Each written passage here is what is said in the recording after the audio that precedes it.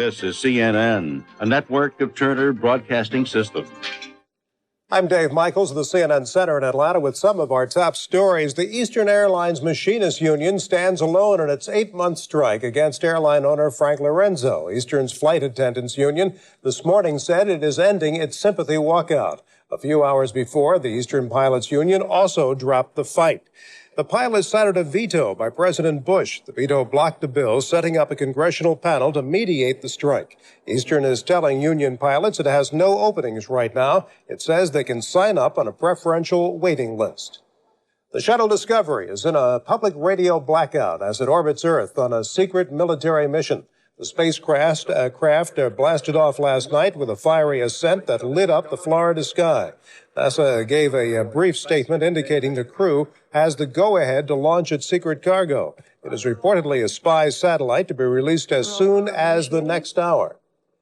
An Illinois abortion dispute has been settled, meaning it apparently won't reach the Supreme Court after all. The case involves state regulations on clinics. Abortion rights advocates charge the rules would have made abortions too expensive for many women.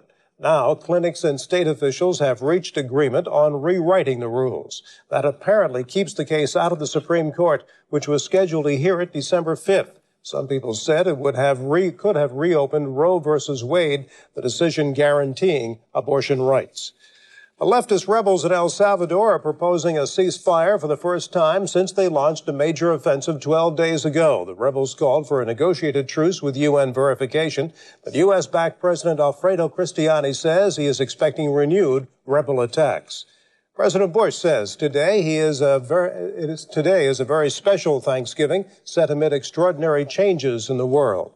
The president addressed the nation last night from his study in Camp David. He described the reforms in Eastern Europe, including the opening of the Berlin Wall, as an end to one of history's saddest chapters. The president's speech comes the week before he meets with Soviet President Gorbachev in the Mediterranean. Mr. Bush said he will seek assurance from Gorbachev that reform will continue. Early Bird News comes your way at 5:30 Eastern Time at CNN Center. I'm Dave Michaels. From Washington, Crossfire. On the left, Michael Kinsley.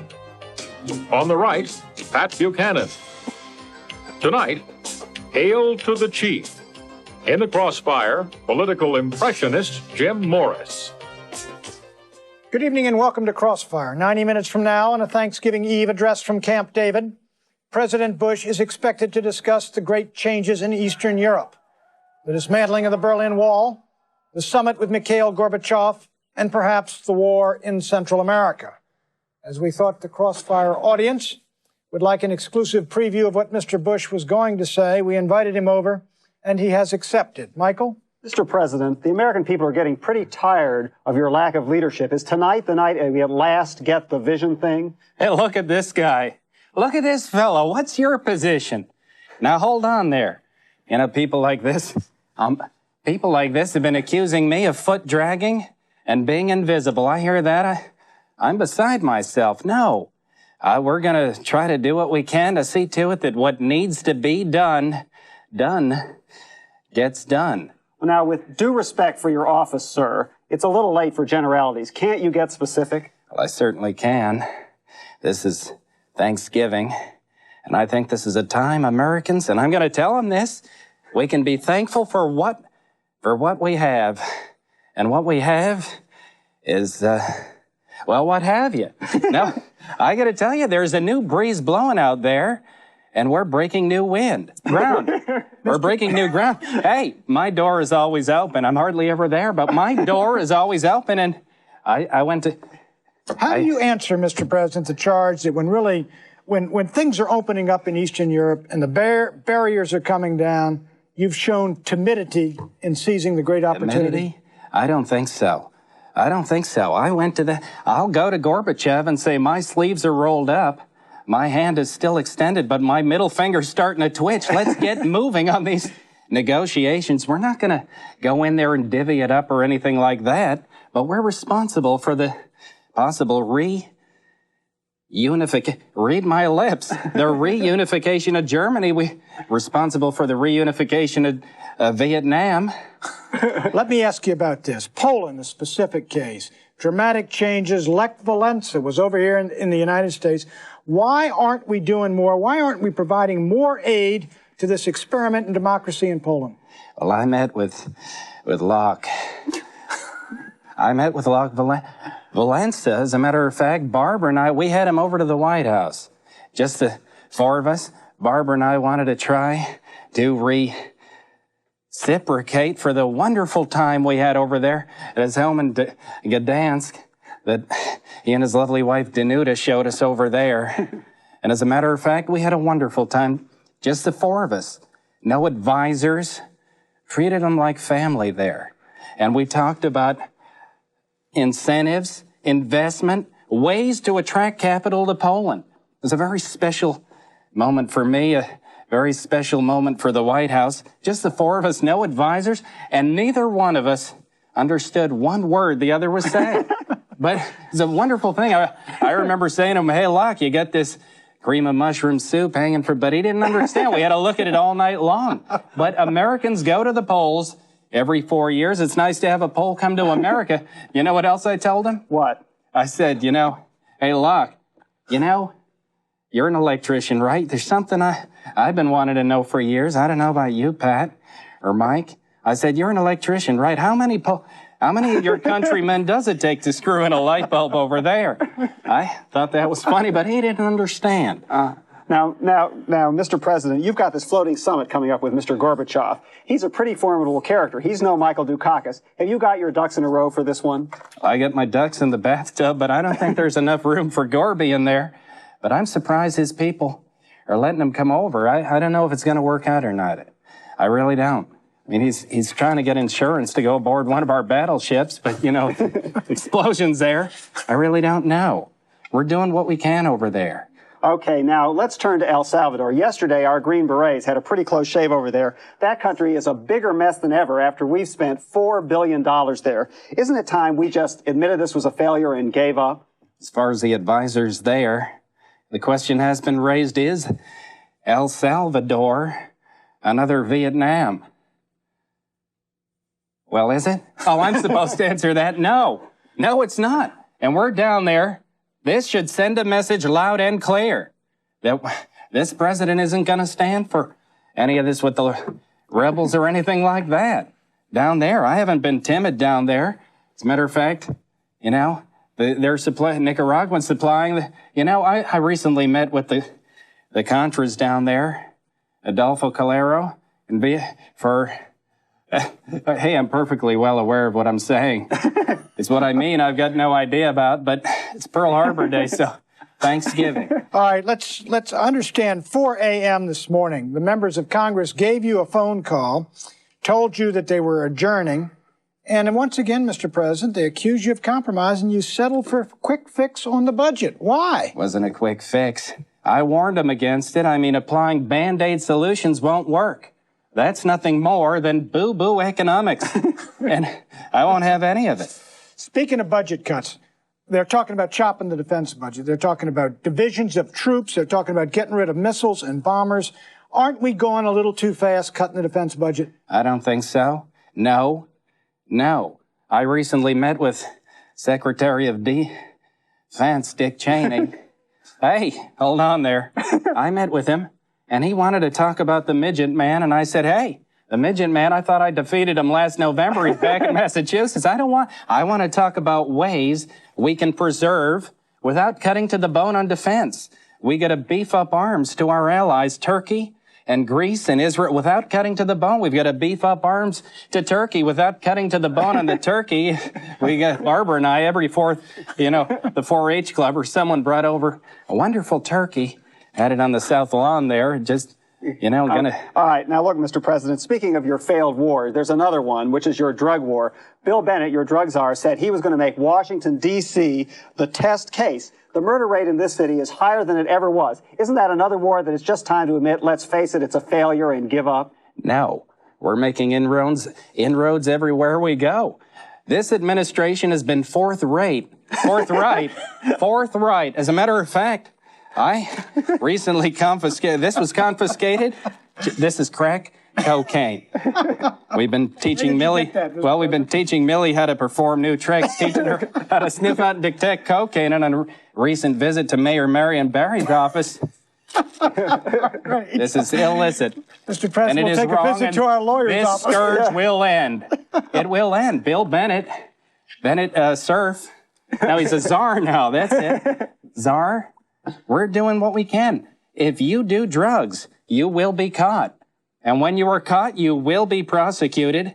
And when you are convicted, you will do time. And when you do time, you will do drugs. How did I get it in there? Okay. In the Now, Mr. President, it was one thing to choose Dan Quayle as your vice president once. Everyone makes mistakes. But why did you have to go last week and say you're going to choose him again? Well, I wanted to try to get it right this time. Now, read my lips. Dan Quayle has done a fine job. And a lot of people on the left have criticized me for not giving him an important job in my administration. Something to do. Well, I think we should let him see if he can handle the vice presidency before we give him an important job with responsibility. All right, Mr. Vice President, former President Reagan made a very controversial trip to Japan. What did you think of his trip? Well, I thought it was wonderful.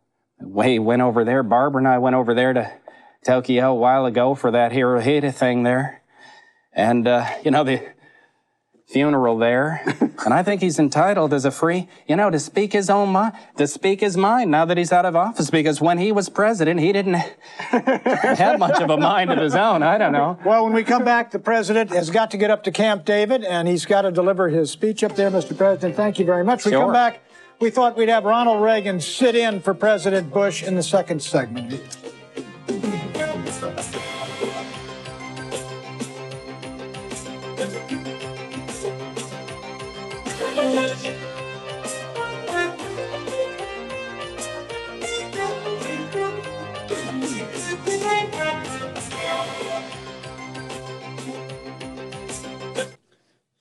Welcome back to Crossfire. President Bush had to catch a helicopter to Camp David for his speech tonight.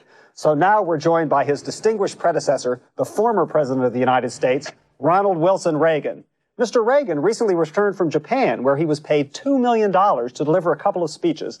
Mr. Ex-President, at a time when the homeless are starving in the streets and Thanksgiving and all, wasn't it obscene for you to accept $2 million from our arch economic rival? Well, as far as I am concerned, the homeless choose to live in the street. It's a free country. I choose to live in Bel Air, and I choose to be put up by those darn Tokyonians from time to time. I don't see anything wrong with that. God bless you, Pat. It's certainly good to see you. Good to see you, Mr. Ex-President. The next thing you know, you'll be doing TV commercials. Well, I certainly hope so, because I've got a script and everything. I've been rehearsing it day in and day out. And would you like to hear a little bit of that? I guess yes. I'll have you know that Tip O'Neill has got the jump on me. He's doing all these commercials, and I've got a new one coming out. Can I rehearse it for the folks at home? Well, and God bless you all, fine American heroes, for all you have done and all you continue to do. No, that's a different commercial. Here's one. Hi, folks. Remember me, Ron Reagan? Well, when I was president of the United States, I had an awful problem with leaks. And today's no different. That's why I wear these, depend undergarments. And so should you for your own protection. Get your very own peace shield, because you never know when you go again. Let's move on to a serious. John Poindexter, whom we work with. That was serious. Mr. President, John Poindexter, whom we work with at the White House, has subpoenaed your diaries. Are you going to testify at his trial? I never knew the man. Why didn't you pardon Ollie and John? Why didn't I pardon Ollie and John? Because they were innocent. And the law, as explained to me by Ed Meese, who was then Attorney General, told me that I didn't. Why should I pardon an innocent man? They're American heroes. Iran-Contra, Mr. President, was considered your biggest mistake, but that's forgotten today. We see the wall coming down, East Europe opening up. People are saying Ronald Reagan won the Cold War for America. Yes, God bless you for saying that. I went over there, and I stood there, and I remember when I stood there in front of that huge wall, and I called for the I said, Mr. Dung, tear down this wall. Oh, was it that wall, or was it the east? Well, what's his name? Don King? It was the leader of Don King Donuts, Dunkin' Donuts. We give them Coca-Cola now. Mr. Ex-President, have you read your wife's new book? I'm waiting for the Reader's Digest version to come out. Well, it says in that book, she has some very harsh things to say about Don Reagan, a man you appointed not once but twice to important posts. What do you have to say about that? Well, all I know is what I'm told. You should know that, Pat. You told me what to do when I was in office.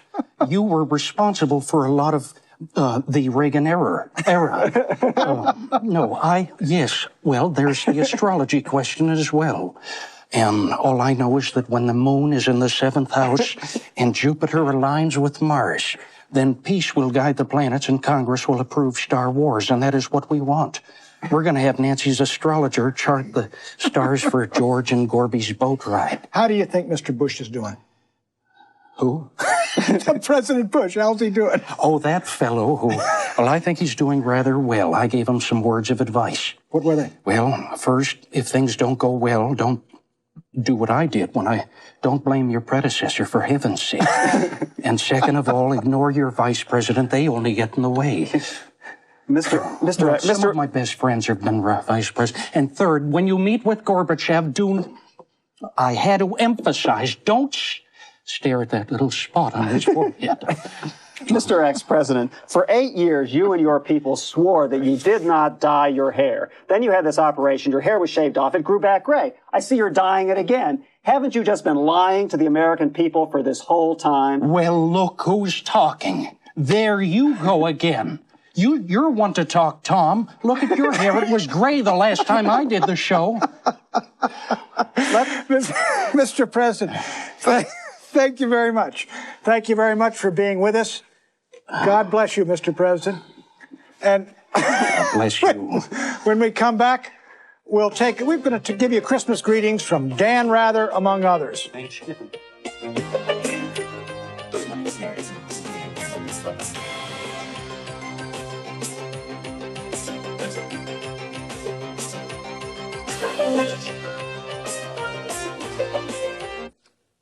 Welcome back. Our guest is Impressionist Jim Morris, who you just saw do Mr. Bush in the first segment, and Ronald Reagan, the inimitable one, in the second segment. Not so inimitable. Yep. Jim, you do a great job here. Let me ask you, I know it's been a year now.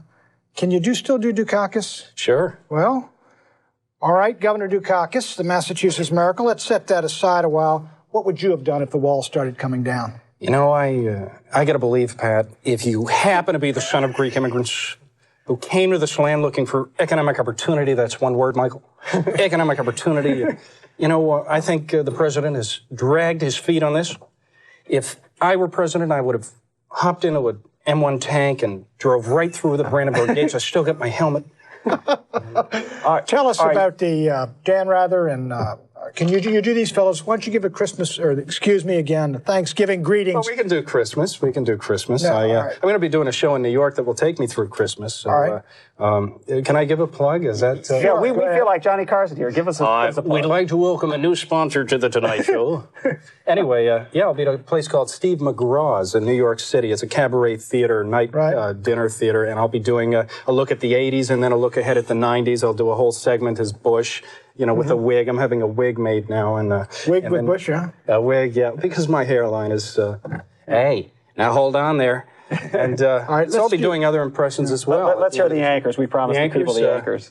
Good evening. This is the CBS Evening News. Dan Rather reporting, asking the question, why am I weird? All right. Good evening. Tape that for me. Good evening. I'm Tom Brokaw. Here's what's happening. Deck the hall with boughs of holly. Imagine getting his answering machine.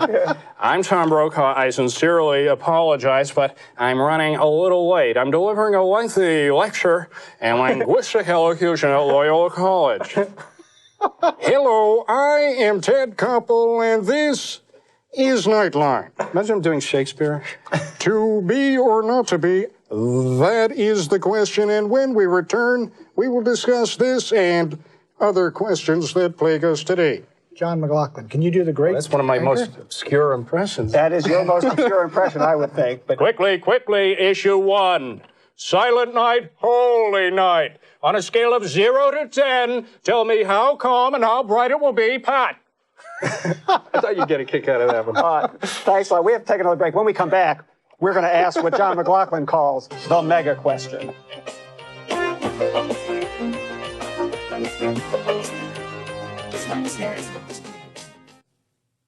Welcome back. Jim, has George Bush ever seen your impression of him? Yes. Actually, I was kind of worried about it, too. He said he enjoyed it. This was at the annual White House Correspondents' Dinner, you know, the big event, everybody in black tie, 2,700 people, and I was the entertainment this year, and it was a real kick. I mean, I was kind of nervous being to his own face, you know. I was hoping to retain my citizenship after the show, but it was great. I looked at him, I said, hey, read my lips. We don't need a president who speaks Spanish. We need a president who speaks gibberish. I am that man. You know, stuff like that. And after the show, they brought me back stage into this little room. The president said he, you know, liked to follow my career. I said, with your background in the CIA, I don't think you'll have any problem following my career. You know, and I said, hey, look, these are the same glasses that you have. I do my homework. And he said, took off his glass. Oh, really? How about that? I said, we got something else in common. We're both 6'2". He said, really? I said, we have something else in common. Ask me when my birthday is. And he said, no. And I said, yeah, June 12th. He said, really? 1924? I said, you got me there, Mr. President. Jim, since we're giving Bush holiday greetings, how about giving a holiday greeting from every impressionist favorite, Richard Nixon? Favorite, yes. Well, let me say this about that. 'Twas the night before Christmas years ago. I know you might have been in the room at the time, Pat. 'Twas the night before Christmas when all through the White House not a creature was stirring, not even Milhous. The stockings were hung by the chimney with care because Davy Eisenhower knew that Santa would be there. My wife's hair in curlers, a mud pack on her brow. I rolled over to kiss her, but she said, no, not now. So out on the lawn, there was such a clatter. I got up out of bed to see what was the matter, and what to my wondering eyes should appear but Air Force One. I saw it perfectly clear. And stepping off the plane, I could just barely see. No, not Santa, but my henchmen 3. It was a lonely night. I was so glad they came that I whistled and shouted and called them by name. Now Haldeman, now Ehrlichman, now Mitchell, just listen, Will Ray's hell denied my name ain't Nixon. And they gave me a present that I began to unwrap. Whatever it is, I thought must be crap. But no, a tape recorder's just what I wanted, and now I can make any telephone haunted. So I gave them each a candy cane, and I made them go away, because I had a new toy and I wanted to play. So I said, testing 1, 2, as they flew out of sight. Expletive deleted to all, and to all a good night. I'd like to wish the audience a wonderful and very safe Thanksgiving out there on the roads. And are we out? Jim, we're not quite out just yet. Thanks very much for joining us. Thank you. It's a pleasure, as always. And God bless you. Well, God bless you. You're an American hero. And God help you. Thanks. Thanks. Pat and I will be back in a moment. Oh, no, we won't. From the left, Mike Kinsley. Good night for Crossfire. From the right, Pat Buchanan. Join us tomorrow night, Thanksgiving, for another edition of Crossfire.